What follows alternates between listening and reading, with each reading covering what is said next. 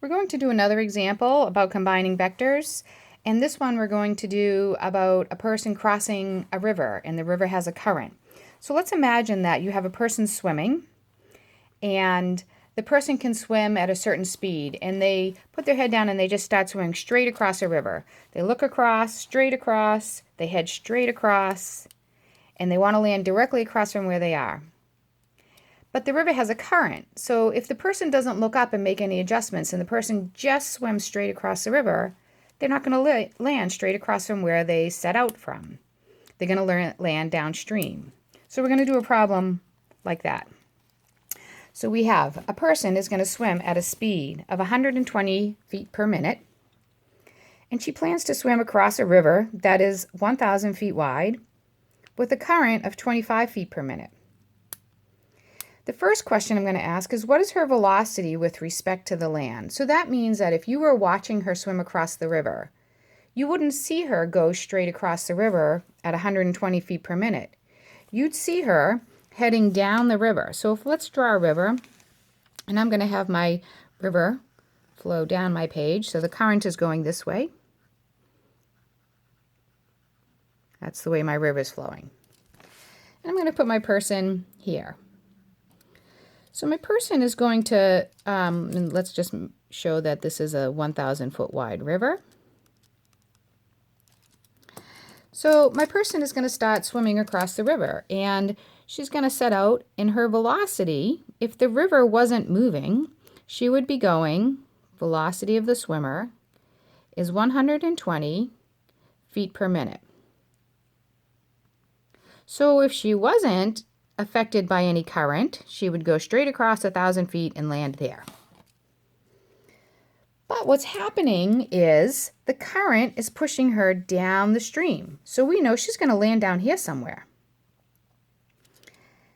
The current is pushing her downstream at 25 feet per minute. So I'm going to just draw a little vector smaller than that one. And the current is going at 25 feet per minute. So if I was to add their speeds, the person's speed is to the right, going across the river, and the current speed is in the direction down the river. And so the person is going to go in this direction, because as she goes 120 feet in a minute, the current pushes her 25 feet down, and so she's heading this way. And so that is her velocity with respect to the land. That's what we see, the black vector, watching her swim. So I'm going to blow that little triangle up here with the same colors. We have 120 going across the river. We have 25, so I want to show that like maybe about a fifth as long. 25 going down the river. And so her true velocity that we observe is this. So we want to know what's the magnitude and direction of that. Well, this is a summation problem. This velocity is going to equal the velocity of the swimmer plus the velocity of the water. And if we pick where she starts as the origin, and we pick across the river to be our x-axis, then we know anything that's in the x direction is going across the river, and anything that's in the y direction is a down the river type number. And so we're going to say that the total velocity is going to equal the velocity of the swimmer plus the velocity of the water. Because look, I've added the vectors. Started with the tail of the first one at the origin, drew in the first vector. Put the second vector, tail of the second vector, on the tip of the first one and drew it. And then this black vector is the sum vector. So I'm going to get the component form of both of these vectors. So the component form of the swimmer, well, it's all in the x direction, so it's 120, 0. And the component form of the water, it's all in the y direction, and it's in the negative y direction. It's going down, so negative 25. And so the velocity of the swimmer is 120 plus 0, and 0 plus negative 25. And so the velocity of the swimmer is equal to 120, comma, negative 25. But we don't talk like that. We don't say, oh, I'm going to go drive my car now and I'm going to go 40 miles per hour east and 20 miles per hour north. Like we don't talk like that. We usually put it in magnitude and direction. So we're going to get the magnitude of vector v is going to equal the square root of 120 squared plus 25 squared. And remember, I dropped that negative because when you square a negative, it becomes positive anyways. And when we do that, we get 122.57 feet per minute. So we'll round that to 123 feet per minute. And what's the angle? So I'm going to do the angle from standard position. So my angle, tangent of the angle, will be negative 25 over 120. And when you do that, we get negative 11.7.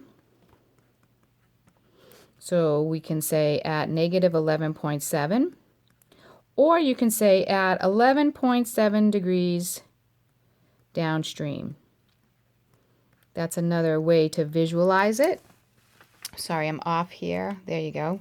So the tan of the angle is negative 25 over 120, which gives us negative 11.7 degrees.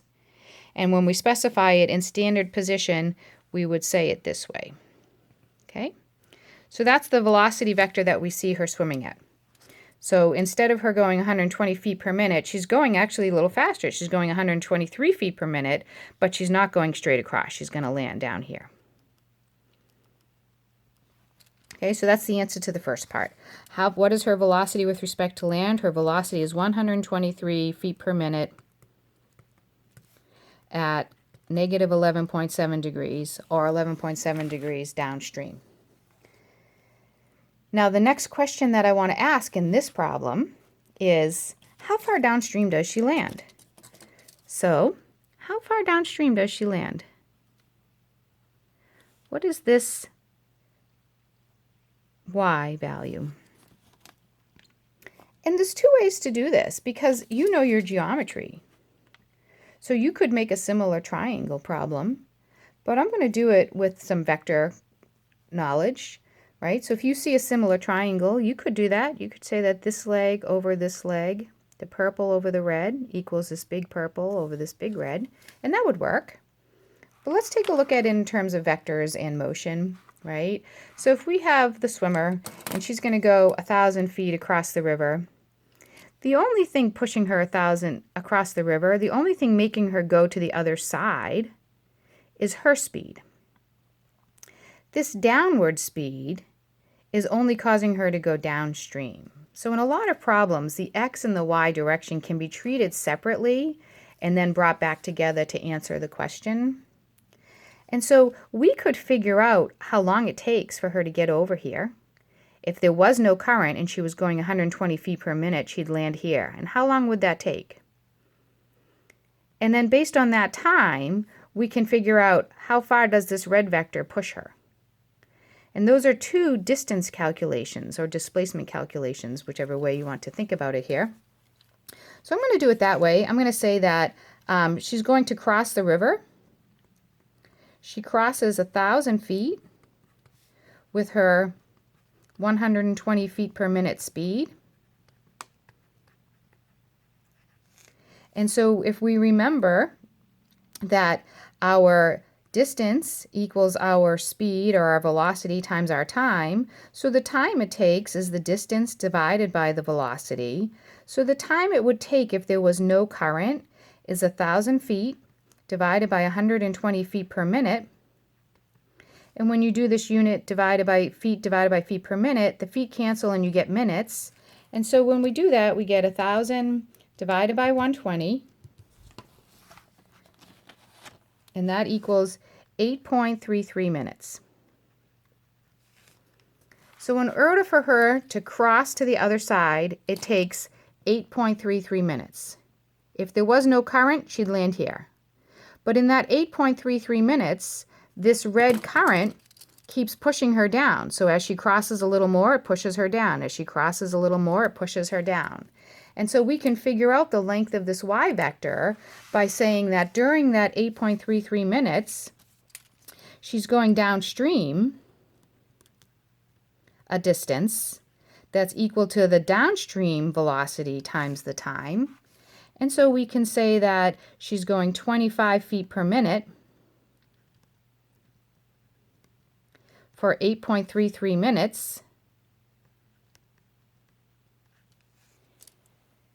And so 25 times 8.33, and you get that she lands 208.25, so we'll round it to 208 feet downstream. Now, let's just look at the similar triangle way and make sure that this makes sense. So if she's going 120 across and 25 down, there's my little triangle. And if I compare that to my whole river, I have 1,000 across and question mark down. This is our y value. I'll put that in red. And so you can make a proportion, like you learned in geometry. You can say 25 is to 120 as y is to 1,000. And when you do that, you would get y is equal to 1,000 times 25 divided by 120. Oops. 208.3. And so either method works. When you can see a similar triangle in a problem, feel free to use it.